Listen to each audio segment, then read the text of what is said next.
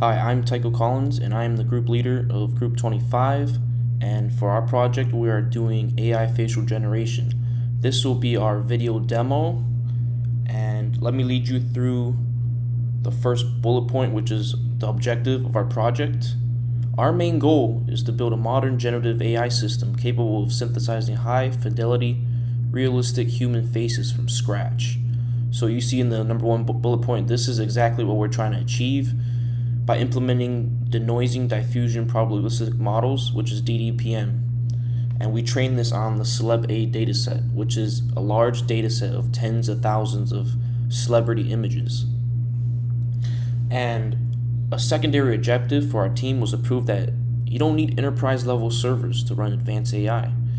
We set out to build a pipeline that optimizes enough to train and run with memory limits and your standard MacBook and free Google Colab tiers by bypassing enterprise service limits. So that's our second bullet point. And architectural stability. We aim to overcome the training instability found in older models, and we set an objective to move away from GANs to avoid issues like mode collapse. If you don't know what GAN is, it is the old way to generate images, and DDPM, the current model that we're using, is the newest model.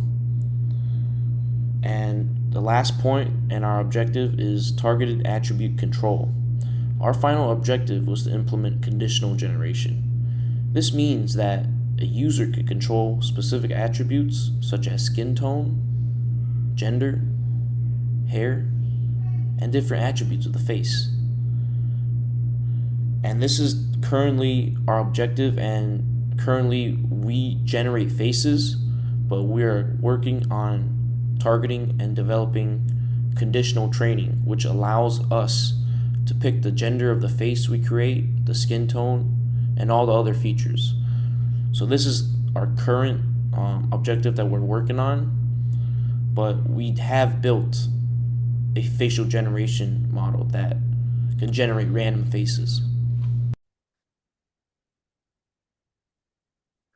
Hi, my name is John Cosby, and I'll be going over some of the tasks that we've accomplished so far.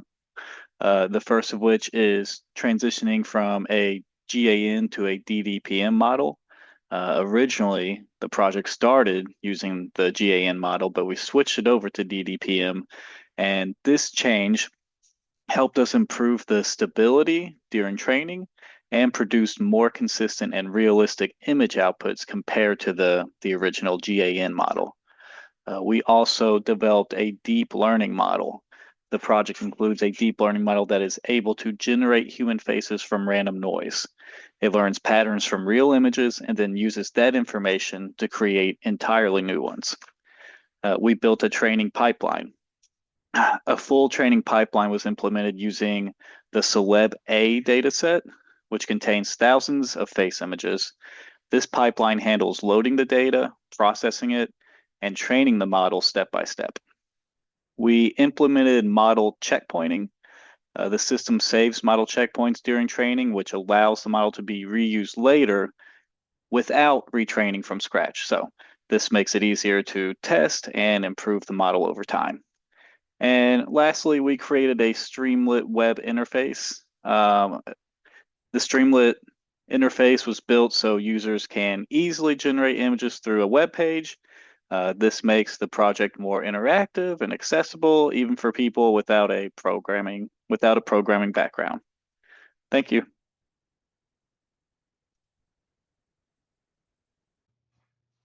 Good day, my name is Damark Henry, and we'll be focusing on the final challenge that we face in our project, conditional training. For the AI facial generation project, the final remaining challenge is implementing conditional training, which allows the model to generate faces based on user selected features instead of producing completely random outputs. Right now, the model takes in a random noise vector and generates a face. With conditional training, we modify this process so the model takes in both the noise vector and the condition vector, which represents selected attributes such as gender, hair, color, smiling expression, age, whether they're young versus not young. This allows the model to generate images that align with specific traits chosen by the user. To achieve this, there are a few key steps remaining. First, we need to select a set of usable attributes from the solid A dataset, such as gender and eyeglasses, smiling expression, etc., since these are already labeled. Next, we convert those attributes into a structured condition vector that can be combined with the noise input. Then we modify the generator so it accepts both the noise and condition vector and update the discriminator so it evaluates not only whether an image is real or fake, but also whether it matches the given attributes. This helps enforce that the generated faces actually reflect the selected features. After implementing these changes, the model must be retrained and evaluated to ensure it produces both realistic and accurate outputs. Finally, this feature will be integrated into the dashboard, allowing users to select attributes through an interactive interface and generate customized faces in real time. Overall, conditional training transforms the model from a random image generator into a control system capable of producing targeted and user-driven outputs, which is the final step in completing the project. Hey guys, I'm Cesar Cabrera. For my part of the project, I focus on getting the evaluation metrics working, hooking up the dashboard, and just making sure the code wouldn't break during this presentation. I'm going to run the live prototype and talk about three things I had to fix: our busted FID math, the UI scaling, and getting the live sampling to actually run fast. So when we first ran our evaluation, our FID score actually came back negative, which shouldn't even be possible. So I tracked the bug to our metrics file here, and basically PyTorch's default math function was failing because our metrics wasn't perfectly symmetric. So I swapped it out for a more robust SciPy function to handle the square root properly.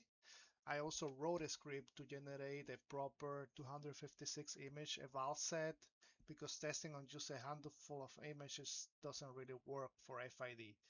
So once we run out the new set through the fixed code, we got a legit FID score as you can see here, 80.46, and there was a zero mode collapse.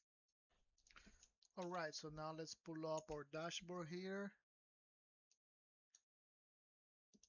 And this dashboard is pulling straight from our repo. We'll be using our actual train DDP DDPM checkpoints, and our actual logs.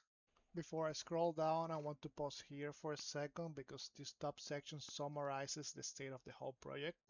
On the left side, as you can see here, is the safe DDPM training loss from the full run, and on the right side is the corrected metrics output. This is where you can see again the result, the FID, is a new updated FID 80.45 and the collapse is false, which means again the prototype is not just generating images, it's also producing results that we can measure and defend. Okay, so once we scroll down here, you'll be able to see our latest training samples. The first thing you'll notice is the images are pretty small, it's just 64 by 64 pixels. I want to emphasize that that was a hard cap we had to set due to hardware limitations. Training a diffusion model from scratch takes time, a massive amount of GPU and compute hours, so pushing for a higher resolution wasn't feasible for us. Because they're so small, one issue we ran into is that once we saw them on the browser and sometimes zoom in, they were turning into a blurry mess. So to fix that, I moved the upscaling logic directly into the app using native interpolation. We can try here to do a zoom in. As you can see, it's not a night and day difference, but it keeps the pixels looking clean and presentable instead of distorted. Okay, so now let's scroll down and finally we can see here the live generation. Obviously running a full diffusion takes way too long just to sit here and watch. So I wired a 50-step DDIM path that we can actually do this part live. We really needed this fast interface trade-off for the demo because honestly just training this model was a massive grind. We hit cloud compute unit limits. We had to buy extra Google Colab units, and we had to run this training chunks during weeks just to get the face structure looking right. So the goal today isn't to retrain the model in front of you, it's just to prove that our checkpoint works on the mind. And we'll see here shortly, these are our 64 by 64 images that might look small, I might look a little bit blurry, but getting them to generate live represents a huge amount of backend work just to keep the training alive. So that's the live prototype in action. Ultimately, my goal for this part of the project wasn't just to make the model spit out pretty pictures, it was to make sure the engineering behind it was actually solid and measurable. So that covers the demo. Thanks for watching.